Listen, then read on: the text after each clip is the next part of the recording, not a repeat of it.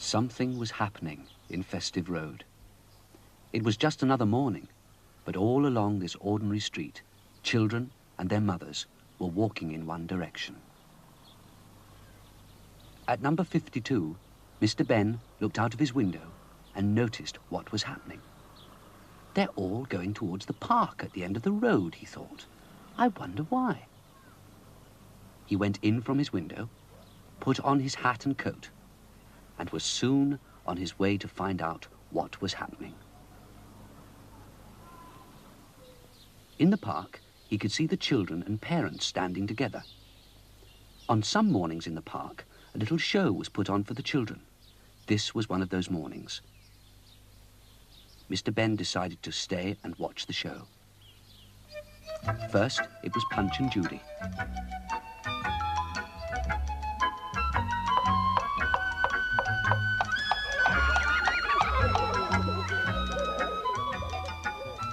The children loved it. So did Mr. Benn. Next, it was a magician. He was very good. He held up a bunch of flowers and made them change to a bird. He made the bird change to a goldfish in a bowl.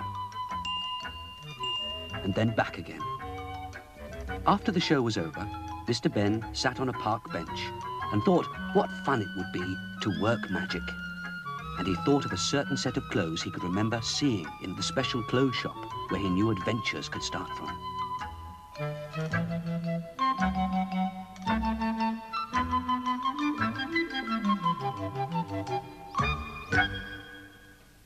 He looked around the shop until he saw the costume which he'd remembered. As if by magic, the shopkeeper appeared. "Good morning, sir," he said. "Have you seen anything you fancy?" This one," he said. It was a strangely decorated outfit with a pointed hat. "May I see if it fits?" he asked. "You know where the fitting room is, sir," said the shopkeeper.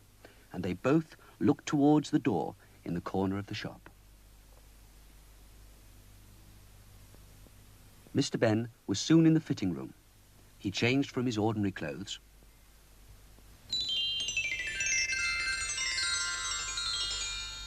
and admired himself in the mirror of the room.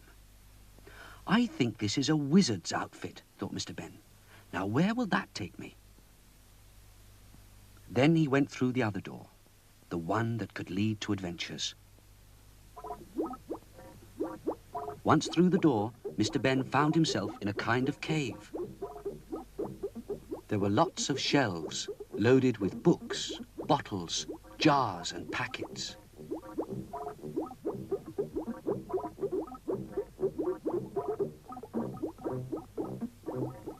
Mr. Benn picked up a book called Useful Spells and started to read it. It said that most spells in the book needed chalk to draw a sign, magic spell powder and a wand. Mr. Benn was just wondering which spell to try when there was a ring on a bell, and in walked two men.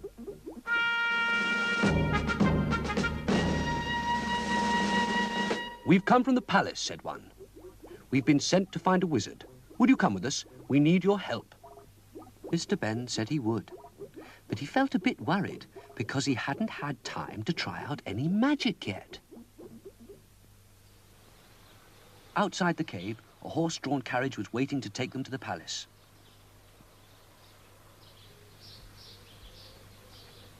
They climbed into it and were soon on their way.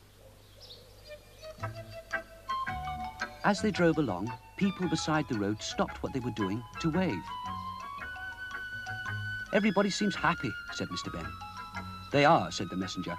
"It's a very happy kingdom. The king is very good. Everybody loves him."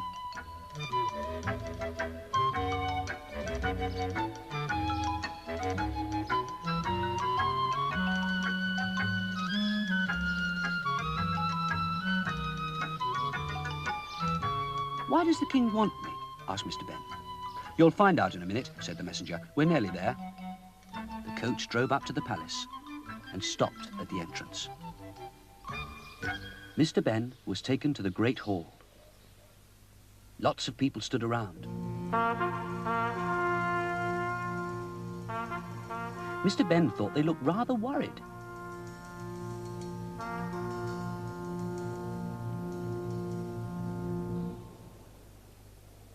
At the end of the hall sat the king and queen. The queen looked very queenly. The king looked just a short, round, happy man.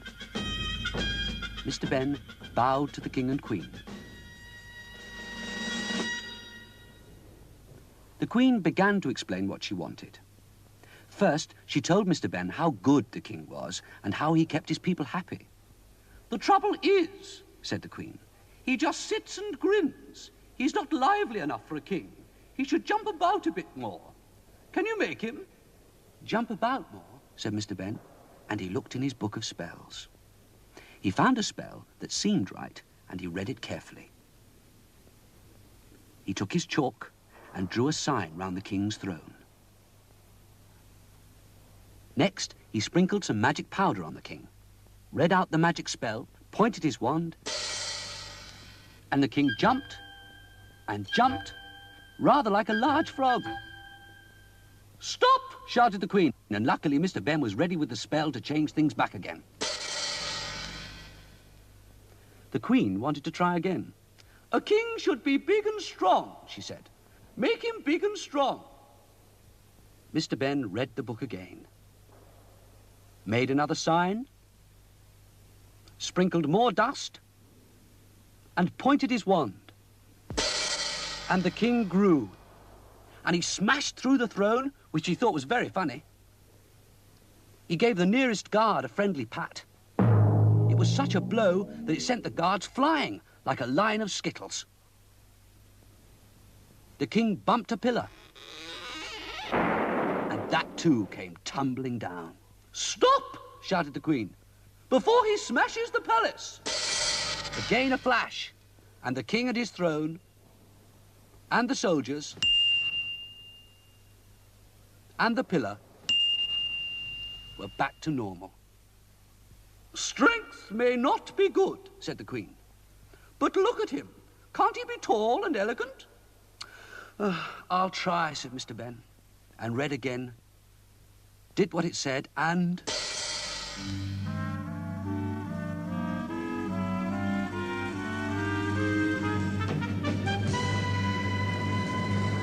"Stop!" said the queen. Mr. Benn was already saying the spell.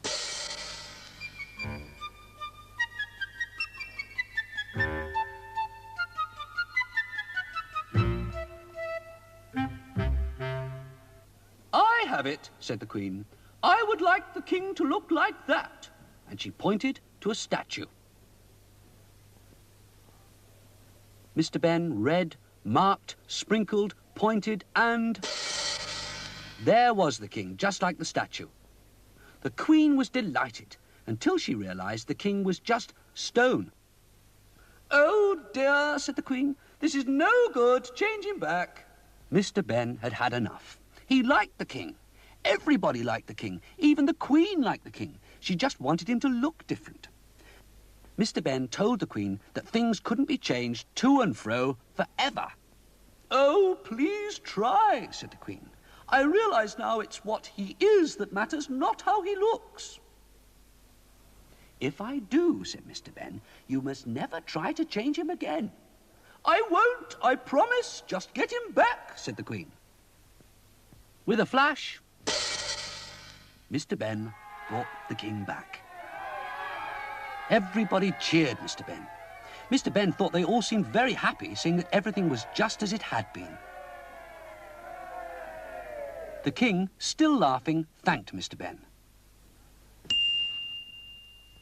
Another man appeared nearby. "If you come with me, sir, I'll take you back," he said to Mr. Benn. But the king called to Mr. Benn before he could go.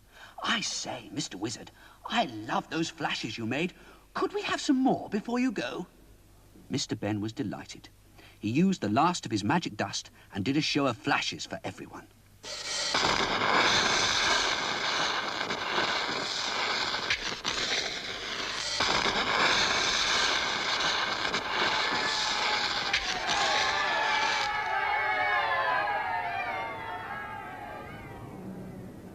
After that, Mr. Benn said goodbye and went through the door the man had shown him.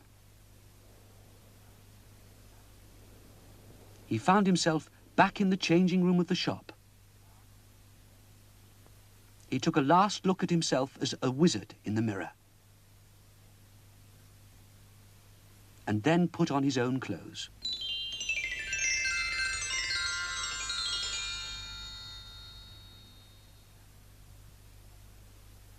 Back in the shop, he returned the wizard's outfit and said, "I like that king.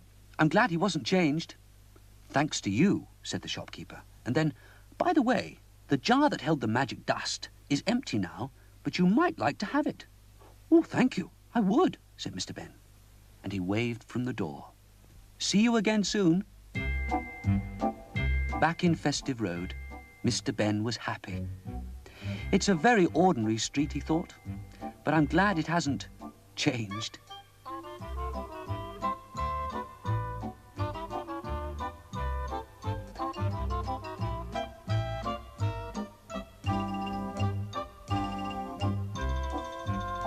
At his gate, he smiled at his jar.